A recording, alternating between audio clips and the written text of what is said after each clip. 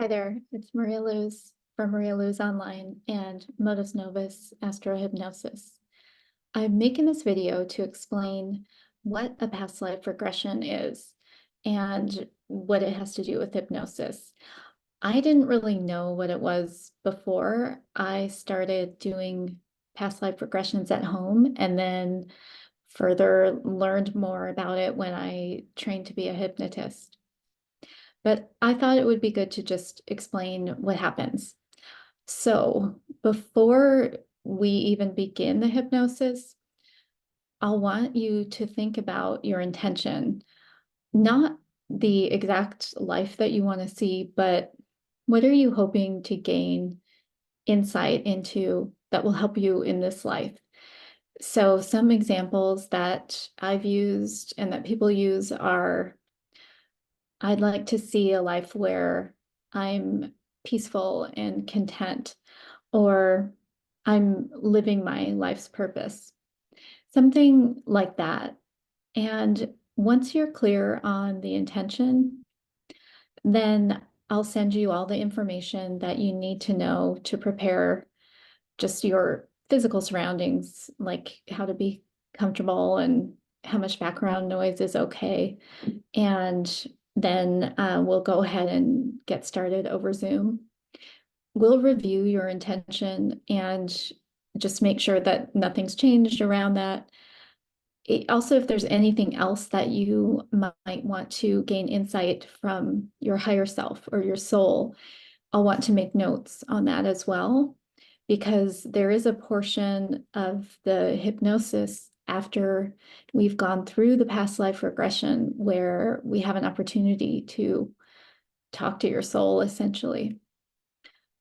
So once we've gone through your intention and any other questions or concerns that you have, we will go ahead and get started, and I will create a space that makes us both feel safe spiritually, really. And we do that by asking that any of your spirit guides and mine that are willing to participate for your highest good join us in the process, and that we are, entering in this really for your highest good.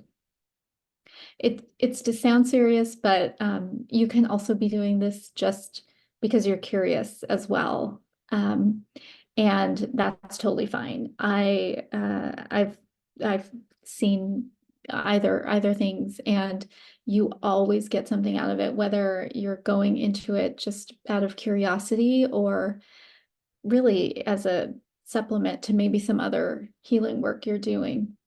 However, we do set that intention because we are accessing your unconscious, and that is connected to something else. Those memories are in there, and they are connected to somewhere else. So we don't want to be disrespectful about it. So once we've got that settled, then I have you just kind of recline. I tell people just get ready as if you were taking a cat nap, not going to sleep for the night.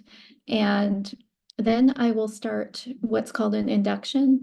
And what that does, it just gets you into this heightened state of relaxation that is called hypnosis. And you will still be able to converse with me. Your conscious mind will still be online a little bit. We're just quieting it down so that we can have your subconscious and your unconscious mind really be able to take center stage.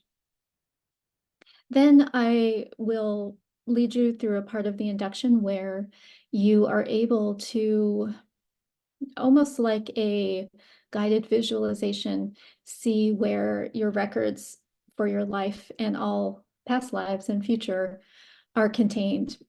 And from there, part of what I say is to raise a life for you to experience in hypnosis that aligns with that intention. And then we count down, and you will be in a scene, and I will just be having a conversation with you. However, it's not quite your conscious you. It is the you that is in that life. And what I'm trying to do is just be like a reporter and gather facts of what is going on there. Who are you with? What are you thinking? What are you feeling? What's your relationship with those other people? What are you doing in that life? And we end up going to different scenes, maybe 3 or 4 scenes in that life to, again, gather as much data as we can. We're not analyzing at all at this point. We're just gathering data. Then we get to the death scene, and it sounds scary, but it really isn't. You are in the safety of your chair or bed or whatever. And also, if it happens to be a violent death scene, we can always pull back. And when I say pull back, it just takes you out of really first person. And a lot of people actually don't experience in the first person anyway. I usually don't. Most of the times that I've been in past life hypnosis, I'm seeing most of the scenes from kind of a third person. Um, well, you get pulled in to certain ones in first person, but that's too technical for this conversation. I think just know that we can make you feel less scared if that's the feeling you're getting. Then once the death has happened, we have the soul leave the body, and I just ask you to tell me when it's complete. And then we are able to ask the soul some questions, like just general gestalt of it. Was it a good life? And then kind of, sequentially moving on and gaining that wisdom, and trying to get insight into anything specific that you've told me. After that, we really go back almost like a guided visualization again, guided meditation, back to kind of a relaxing scene in nature where you can absorb what you've experienced. And then I will emerge you from hypnosis, and we'll just talk through it. And at that point, you may have already be having some big aha moments. You may be crying if it was something that, was very impactful. Or it might be like, huh, like, okay, like that was cool. And I've had all of those reactions when I've done this myself. And then the magic starts happening really from there on, because what's happening is now you have actually felt in your body some experience that you likely have not in this life. And it's not necessarily a dramatic experience like I was a soldier in a war or something. It's more like I I wasn't thinking about my appearance at all. I wasn't thinking about how to get love. Like I just experienced those things in that life. And that's really powerful, because now that you've felt it in your body, your conscious mind is aligned with that as well. And it's going to be looking for that feeling. Um, Alternatively, maybe there are just some other perspectives that you haven't considered in your conscious mind, that life gave you, whether or not it was the feeling in your body or just because you were in those scenes participating.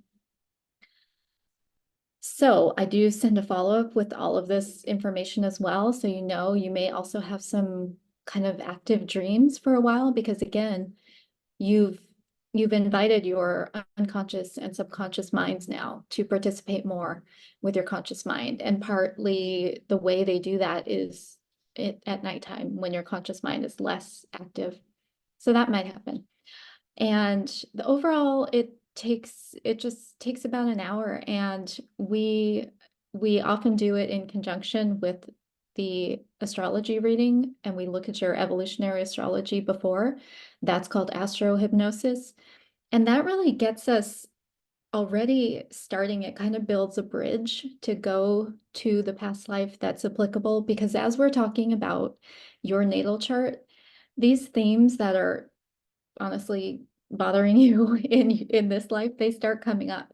And so that sends the message to your subconscious and your unconscious to start digging through all that hard drive and everything else that is mysterious to us, so that it'll be ready to be booted up or started when we enter hypnosis.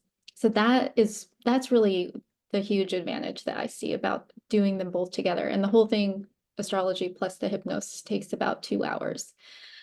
I hope this helps, and please let me know if you have any questions at all. I am happy to answer them. You can find me online, Maria Luz online, or info@marialuz.online. Thank you. Bye.